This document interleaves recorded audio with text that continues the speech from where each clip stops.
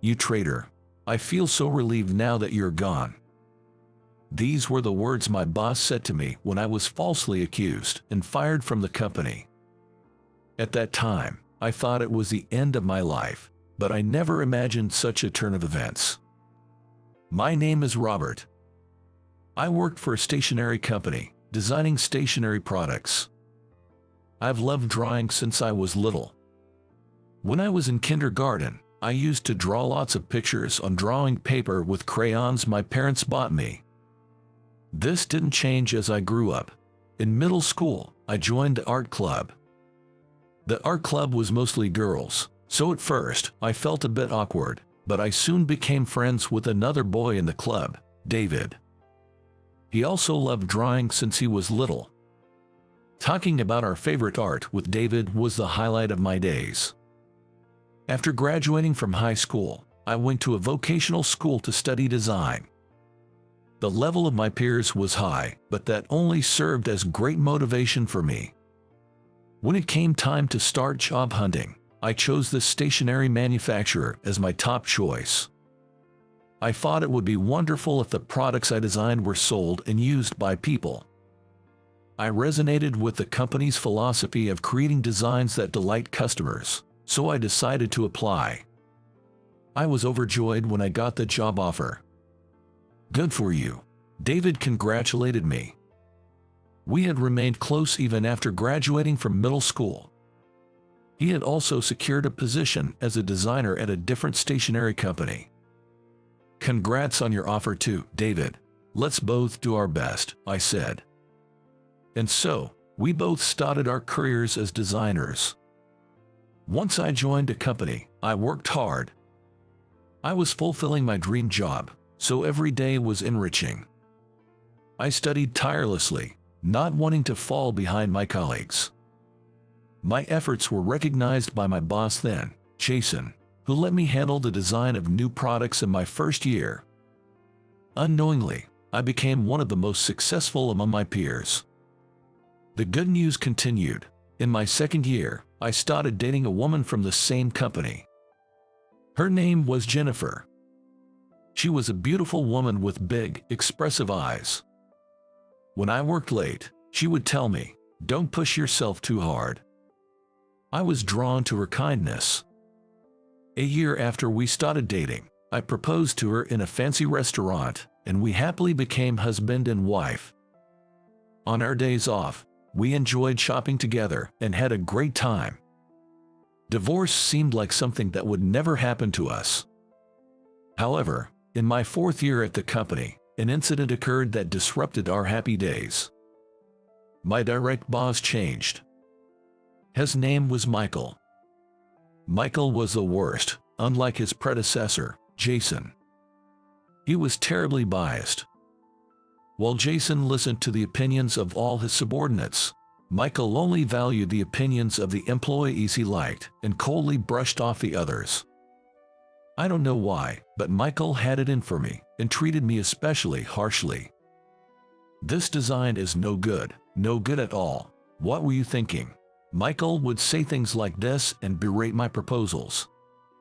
My hard-won ideas were dismissed without proper consideration, which was incredibly stressful. But I didn't do anything rash. Michael was moody and could suddenly become nice to people he disliked if they achieved something like winning an external competition. Before Michael arrived, I had occasionally been commended in company competitions, so I thought if I won the next one, his attitude might change. Besides, there might be another position shuffle in time. I might get transferred to a different department. So, I decided to stay calm and ride it out without causing any waves. When things got unbearable, I vented to David and Jennifer. Talking about it really did make me feel better, significantly lightening my worries. As I was getting through my days like this, another company competition was approaching.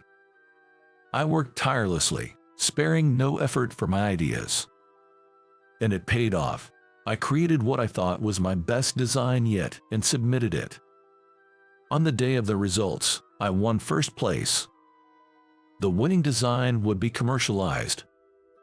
Thinking of my design being held by so many people filled me with excitement. That's fantastic. Congratulations. Even Michael, who had been so sarcastic before, came over with an almost fake smile. Thank you very much. Maybe this would improve my relationship with Michael. I went home with a light heart, feeling relieved. But 3 days later, when I arrived at work as usual, the place was in an uproar. Robert, come here. Michael called me over with a stern face. What the heck is this? He yelled, slamming some documents in front of me. They were labeled new product and showed product images. The problem was the design. Although different in the details, it closely resembled the design I submitted in the competition. This is a new product announcement from a rival company. It's almost identical to your design. Clearly, information has been leaked. Even though he accused me, I had no idea about it. But one thing did bother me. The rival company was the one where David worked. But no matter how close I was to a friend, I wouldn't leak such crucial designs. I haven't done anything. That was all I could answer. Michael looked skeptical and tossed the documents aside. There's an internal investigation underway. The culprit will be found soon enough. But who would leak information like this? I couldn't help but think about it, even back at my desk. I was anxious but decided to wait for the investigation results. The next day, Michael told me to go to the manager's office. The results of the internal investigation are out. Go and find out quickly. Michael looked strangely cheerful. I was concerned but headed to the manager's office anyway. Excuse me.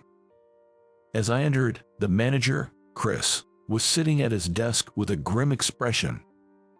I heard the results of the internal investigation are out. Who was the culprit? When I asked, Chris let out an exaggerated sigh. Why don't you stop playing dumb? You're the culprit, aren't you? Wait a minute, what do you mean? I was taken aback by these unexpected words. Chris turned his sharp gaze towards me.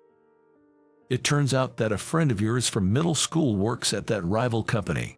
You probably wanted to help your friend by intentionally leaking the design. That's nonsense. I don't know anything about this. Despite my desperate plea, Chris wouldn't listen. Lately, their company's sales have been declining. You probably wanted to help your friend by intentionally leaking the design. Keep your friendship games outside of work. That's not true. Please listen to me. Enough. Since you leaked crucial information, you're naturally fired. Don't bother coming back. My protests were futile, and I left the manager's office feeling dejected. When I returned to my desk, Michael approached me, seizing the opportunity. You traitor. I feel so relieved now that you're gone. His words pierced my heart. To think my precious idea was leaked and then I was framed for it. I was anxious about what to do next, but there was something more pressing that I had to take care of first. I needed to talk to my wife, Jennifer, about all of this. When I got home, I told Jennifer everything. I'll find a job soon. I promise not to make you struggle, so please stay with me. I was sure Jennifer would believe me and stand by me. But then she said something unbelievable. What are you talking about? I want a divorce. What? I married you because you were a breadwinner. I thought I'd found a convenient ATM machine, so I wouldn't have to worry about money. But now that you're fired, an ATM, is that how you saw me? Jess, if you can't earn money, there's no point in being married. It seemed I was the only one who thought we had a loving home. There was never any love to begin with. Why did I fall for someone like Jennifer? What did I see in her? What are you standing there for? Get ready to leave. I was so dismayed by her harsh words that I couldn't even respond. It's better to cut ties with such a woman. I'll treat it like a bad dream and move on. I decided to accept the divorce. It was a surprisingly swift ending. The next day, I was drinking at a pub with David. I just couldn't handle it without a drink. After showing him the design I submitted for the competition and telling him everything, David was both shocked and angry at Jennifer and my bosses. It's terrible to marry someone for their money, and there's no way you'd leak information. Thanks, I'm glad you say that. Feeling David believed in me was a relief. I was grateful to have met him. Robert, we can't let this end like this, let's fight back. David was still angry and made a suggestion. But how do we fight back? The guy who passed off your design as his own is in the same department. Actually, he's the son of your former boss, Michael, but he has no real talent and was about to be transferred to another department. Is that so? Michael leaked my design for his son's sake. It seems like it, and the designs he submitted were completely different from his previous ones. I thought it was strange, but I never imagined he'd plagiarize someone else's ideas. It all made sense as a story, but there wasn't a single piece of evidence to prove it. When I mentioned this to David, he said, "I'll try talking to Michael's son tomorrow." The next day, David called me. "How did it go?" "Sorry, I couldn't find any evidence." David sounded dejected. Michael's son insists he didn't know anything and that it was all his idea. He even threatened me, saying he wouldn't tolerate any further inquiries. I see. It's not easy to admit to a crime. I was somewhat expecting this, but it still brought me down. I'm sorry, but this is all I can do for you. I understand. It's okay, David. You've done enough. I didn't want to trouble David further, and I was grateful for his help. After thanking him, I ended the call. 2 days later, I was on my way to an interview with a company. I thought I couldn't afford to mope around, so I started looking for a new job. I hope I can find a job quickly. I was walking with a feeling of unease. That's when I spotted something large by the roadside. What's that? As I approached, I realized it was a person, lying motionless on the road. She was pregnant, judging by her big belly. Are you okay? The woman lying down was very pale and only grimaced in response to my calls. I quickly called an ambulance. While waiting for the ambulance, I comforted her, rubbing her back and reassuring her that everything would be all right. The ambulance arrived in about 5 minutes and immediately took her to the hospital. An EMT asked me to come along, so I accompanied her to the hospital. Upon arrival, she received immediate medical attention. Both mother and child were safe. That's a relief. I felt a wave of relief and exhaustion wash over me. You can see how she's doing now. Are you her husband? Asked the doctor. I was surprised. I'm not her husband. I just happened to be there. Oh, I see. I heard from the EMTs that you were her husband. My apologies for the misunderstanding. Right around when the misunderstanding was cleared up, her real husband arrived. His name was Ethan, and the woman's name was Emily. Ethan looked me in the eye and shook my hand. Thank you so much for helping my wife. I'd like to thank you properly later. Could I get your contact information? So, we exchanged contacts. That's when I suddenly remembered about the interview. Looking at my watch, I realized I had missed the appointment time. I tried contacting them anyway, but they said it was too late for the interview. I was glad Emily was safe, but it seemed I just didn't have any luck. All the preparation I did for the interview was for nothing. Feeling down, I left the hospital. Several days later, I received a call from Emily. She wanted to thank me and asked me to come to her house. When I arrived at the address she provided, Emily and Ethan greeted me. Emily looked much better, and it was clear that she was okay now. Thank you for the other day. Please make yourself comfortable today, she said. The dining table was laden with a lavish spread of food. Emily and Ethan said they had prepared it together. Then, I'll gladly accept your hospitality." Every dish was delicious, and before I knew it, I was enjoying the meal heartily. They served alcohol too, and I found myself getting tipsy. At some point, the conversation turned to work.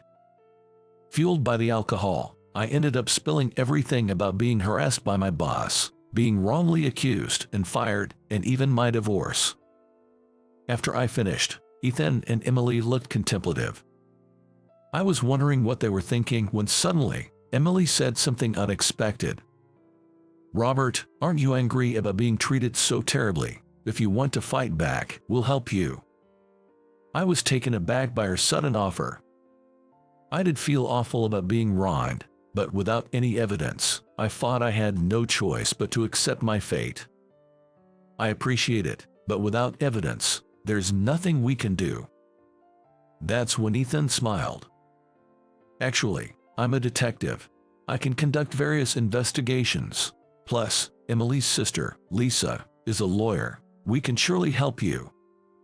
Really, I was surprised by this sudden turn of events.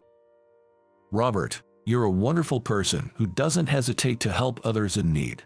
It's wrong for someone like you to be treated so unfairly. Let's prove your innocence." Encouraged by Emily's strong words, I made up my mind. "Okay, please help me." I nodded and asked for their assistance. A week later, Ethan reported back on his investigation. I first approached Michael's son. I pretended to bump into him at a pub and struck up a conversation. When he let his guard down, he spilled that he had stolen Robert's idea with his father's help and presented it as his own. Moreover, Michael had bribed his son's superior to turn a blind eye to the wrongdoing. The involvement even reached the supervisor at the rival company. I was surprised by the extent of the misconduct, which was beyond anything I had imagined. I recorded everything Michael's son said on a voice recorder. "Thank you, but I'm concerned about something." I submitted my competition design directly to the employee organizing the contest, not to Michael. Submitted designs are strictly managed, so Michael shouldn't have been able to get his hands on it. How did he pass my design to his son?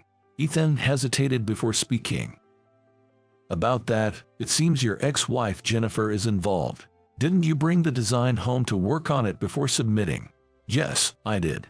I worked on the idea and made revisions at home." "Are you saying Jennifer stole the design while I was off guard and gave it to Michael?"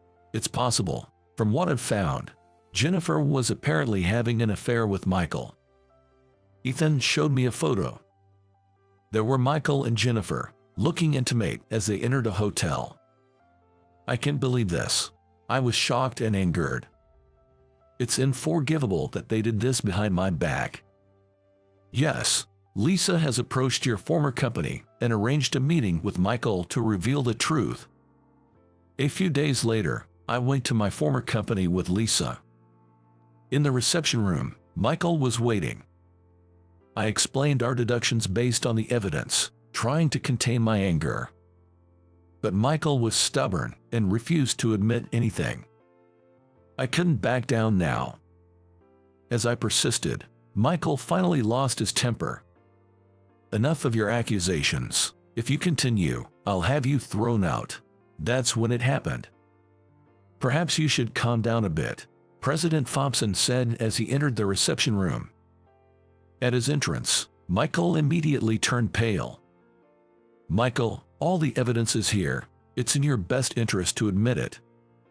Faced with Mr. Thompson's imposing demeanor, Michael's expression turned to one of fear. Finally, it seemed he resigned himself to the truth and admitted to conspiring with Jennifer to leak the information. He explained that he had plotted this to help his designer-aspiring son and to take me down, as I was a rising star and in the way. Mr. Thompson turned to me. "I apologize for firing you based on a careless investigation. The dismissal is, of course, revoked. I heard from your previous boss, Jason, about your dedication. If you are willing, would you come back? Of course, you would work in your former department as a designer." I felt the anger inside me dissipate. The joy of being able to work as a designer again welled up in me. Thank you very much. I would be happy to return. Thus, I was able to return to my calling as a designer. Jason became my boss again, and the workplace became more comfortable. Michael was fired, and Chris, who conducted the careless investigation, was demoted. I sued Jennifer and Michael for their affair and demanded compensation. Their payment caused them a lot of difficulties. Furthermore, David told me that Michael's son and his supervisor, who had joined in the misconduct, were also exposed and fired. Justice was served to the wrongdoers, and I finally felt at ease. It was a tough ordeal, but good things came from it. I started a relationship with Ethan's family, especially with Lisa. We got along well, eventually leading to dating and marriage. Lisa is a woman of strong justice, and this time, I was able to build a home full of love. I worked harder than ever at my job and was promoted. I'm deeply grateful to those who helped me when I was at my lowest. I plan to cherish those people and continue living an honest life.